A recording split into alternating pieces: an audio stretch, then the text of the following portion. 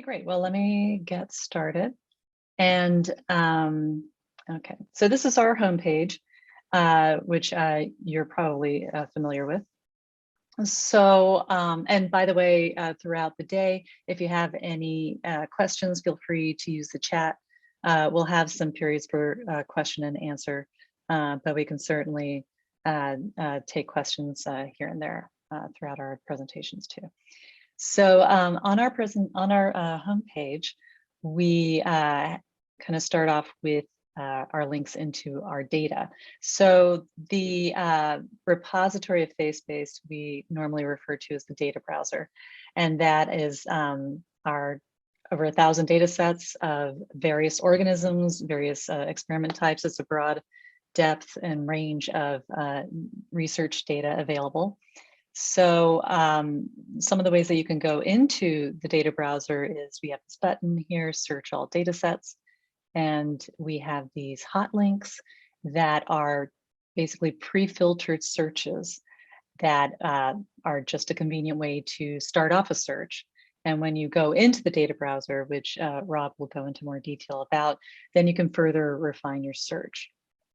We also have this introductory video, which is a good overview, less than 5 minutes of a video to kind of get the feel of FaceBase if you haven't already. We also accept data from the community. We have a submission process where you can submit data that you would like to contribute, and that goes under review. And I'll go over some of the resources that we have to have a better idea of what we're looking for and what our data priorities are. But this is a convenient button. If you click this, it'll take you right to the page, which gives you all the information about how to access data, what our access policies are. I'm sorry, how to submit data, what our access policies are, what our priorities are, video overview, and the link to the form. We also touch upon data derived from human subjects and the link to the instructions for actually uploading your data once your data is approved. But going back to the home page, when you scroll further down, we have this mouse data summary, which is something that we're working on expanding in the future to other species. But the majority of our data is still based on mouse. And as you can see, when you look at the chart, this goes across various age stages, and you can scroll over to the right. We recently had a really large submission that delved into these later time points that is now kind of stretched this over to the right a lot. But most of our data still is concentrated around these age stages. And this is an alphabetical list of the anatomical regions of the craniofacial area that are available. And all of these colored boxes represent various data types. And when you scroll to the bottom, here you can get all of the different types of data that are available. So this gives you more of an idea of the kinds of things that are available. When you click a box, it'll actually take you right to the data browser for that age stage and that anatomical region.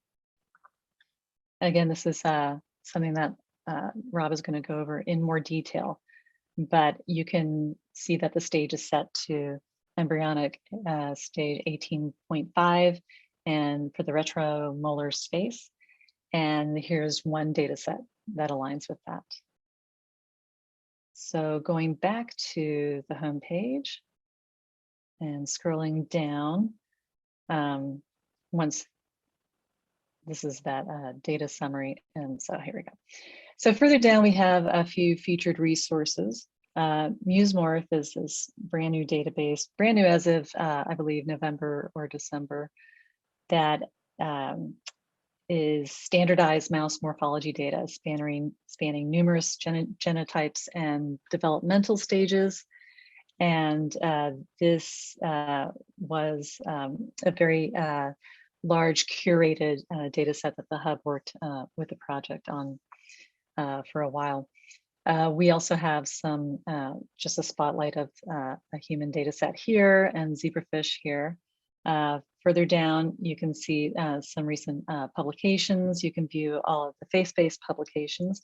And if you do have data that you've used from FaceBase in a publication, if you let us know, then we'll put it on our publications page, which I'll go over later as well. We have some recent news items. As you can see, we're now open for our FaceBase community forum, which happens on June 14th. And if you're interested in that, feel free to go to our webpage and check out this news item, and it'll give you all the information about that event. Now, going up back to the top, I just want to point out the top menu here. So here is the data browser. These are links to the data browser in different categories. And then under the submit section is the information how to submit data and our current data priorities. Under data access, you can see our data access policies, which basically describes what is controlled access data, which is basically identifiable human data, and therefore requires a process, a form to fill out, documentation, IRB, approval, et cetera, in order to gain access to it. But it walks you through that process in this page here, which is the request data access page. We also have information about how to cite us in your publications and presentations. This is a section that I'll go over in a bit more detail after this top level menu overview. But these are some featured resources. So these are things that are outside of our data repository that are really helpful references and galleries and atlases for that are really useful for craniofacial research. Under the About section, there's information about FaceBase, including the people behind the scenes, and again, how to cite us. This is the publications page. So here we have basically publications that have used FaceBase in the past. There we go. And then this is a link to all of the projects who have contributed data to FaceBase. Again, this is a link to the data access policies. And then we have our news, and then under help, here's some helpful information. We have our frequently asked questions, which covers a lot of ground, and using the data browser. Here's information about exporting data, citing data. Again, we're going to be going through all that today. Submitting data, if you're contributing data to FaceBase and you've been approved, and which is something that we kind of walk you through. Alejandro takes you through a tutorial at the beginning, but here is the link that you can find to the wiki, which has all of our documentation for submitting different types of data. And then the training page will basically have the information about boot camps. It has presentations and videos of previous boot camps. Videos from this boot camp will be available from here as well. But I wanted to focus more on the resources. So I'm going to open up this page, which is a resources hub page, which kind of gathers all of these different resources together. And I also wanted to mention that we are going through a redesign of the site that is going to expand on the resources area as well. So instead of having this one page, there will be pages dedicated to each organism, and then a more of a spotlight of the different resources that are available for that organism. But as you can see on this page, it is broken out by mouse, zebrafish. We have some chimpanzee data. We are bringing on board some other organisms that will be added to the website soon. And we also have our ontology here. So for, let's see, under human, I will open up the 3D facial norms database. This is a very popular resource, and it basically provides anthropometric normative data that is based, instead of using calipers and tape measures. This uses digital stereophotogrammetry, which is a 3D surface imaging. So it actually is provided in an interface here where users can interact with the data. And if you go through the data access request process, you can also gain access to the individual level data. And this is through Seth Weinberg's lab, and he's provided his email here. So if there are any questions about this data, you can contact him. But just a little example of the kinds of searching that you can do. And you can choose from phenotypic measures. There's 3D meshes, and you can see what kinds of measurements are available. This gives you information about the underlying data, and then here is a very popular aspect of the facial norms, which is facial measures. So this will go through various types of measures of the craniofacial region and provide information about maximum facial width and graphs of how it goes across different age stages for males, females combined, things like that. So let me get back to the resources. Let me just kind of go through these featured ones up here so that I don't take up too much time. This is the standalone page for the mouse data summary. So this is that big chart that was on the home page, but we've already seen that.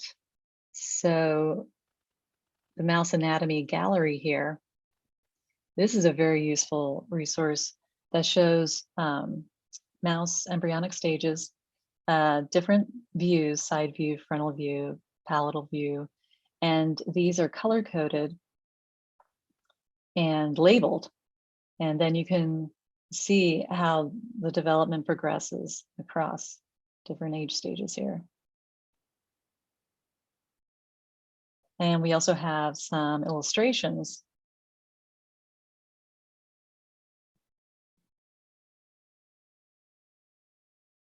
that show the progression of this tissue across different age stages here as well. And this was brought to us by the Chai Lab.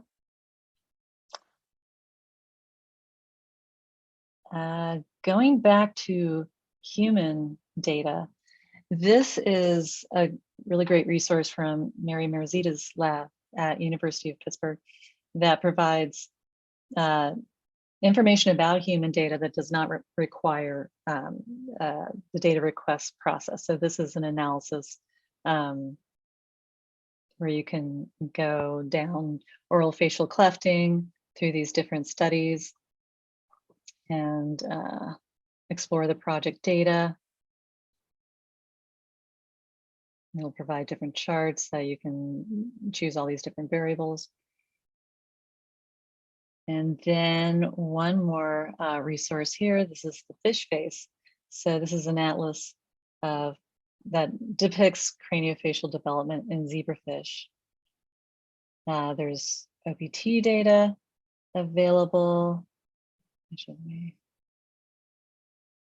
we go. So this is something that is a bit interactive as well and provides a lot of information about the different cranial structures of zebrafish.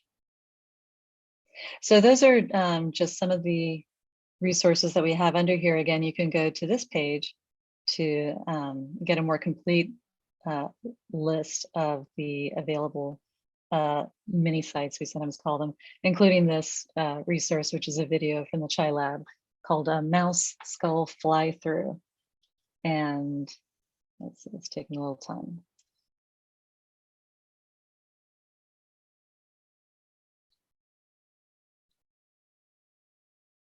And as you can see, it goes through different structures of the mouse skull, color coded by different structural regions. that's proven pretty popular as well. And that is basically an overview of the FaceBase website and the different resources that we have, aside from our vast repository, which is what we're going to delve into next.